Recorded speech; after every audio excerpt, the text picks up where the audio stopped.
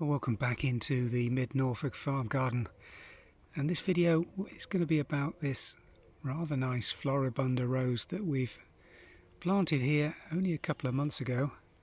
It's called Burgandy Ice, and it's one that's native to the UK. I've not been able to find too much about the history or who bred it, but it's been around for a number of years and is available commercially. It's part of our new rose garden planting here in what was the old swimming pool garden, and has now become a 4-quadrant rose garden. And this has already had its first flush when it was planted out, but just look how well this is doing in this position, planted very nicely behind a row of catmints that again were just started off in April.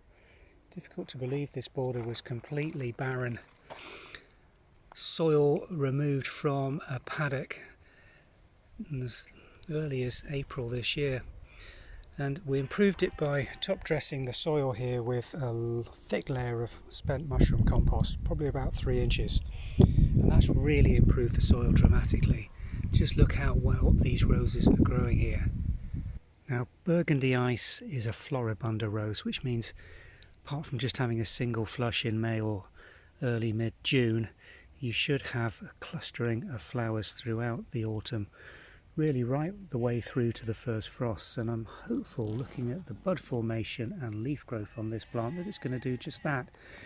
It's currently growing at about 1/2 metre, but the full height on this with pruning should be around 1 metre, and it will fit in very nicely with the mixed plantings that we've put in around here.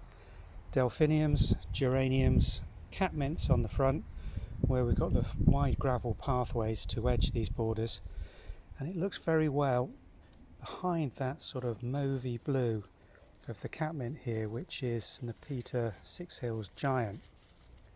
Just going to give you a close-up of the actual flower colours here. It's a rich red burgundy purple colour, very characteristic, very dark.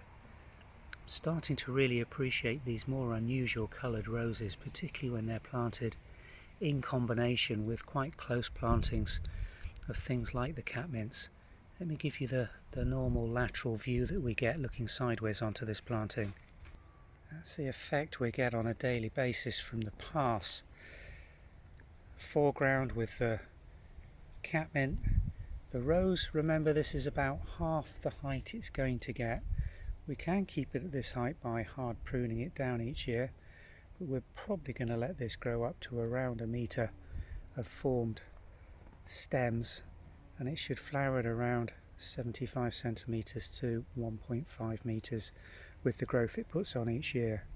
The delphiniums are going to be a lot taller and more substantial in coming years, and hopefully the catmint, we can repeat flower by deadheading this and cutting it hard back after the initial flush of flowers have finished.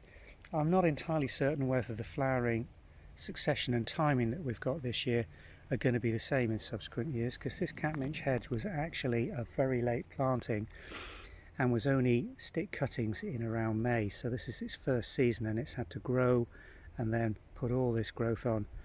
So I doubt this year, now that we're into early August, that we're going to get much of a second flush on the catmint, but it's about at its full height, so combination of that in the foreground with that rose Burgandy Ice in the background, I think is going to be a real winner.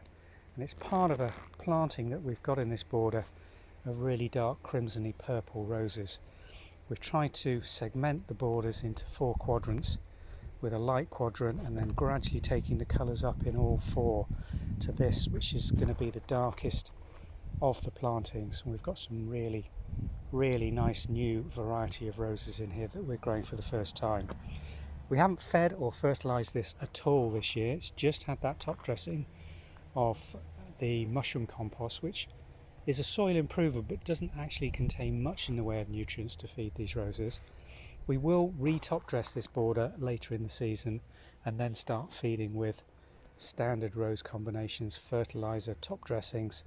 I've got some lovely piles of horse manure that we're rotting down, which won't be ready yet to go on the borders, but by next spring should be just about, we'll have to see, but I'm hoping they'll be ready to go on as a nice thick mulch onto these borders in combination with further mushroom compost that we're now buying in bulk because it's such a good top dressing mulch and soil improver.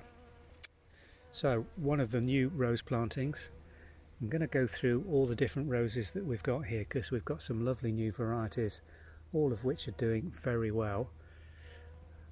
Please ignore that rather dying stick at the back. My lovely old French rose that's been probably in this garden since 1900, and we are still hoping that that may reshoot in the following spring, but it had to be moved with a digger and the taproot was so deep.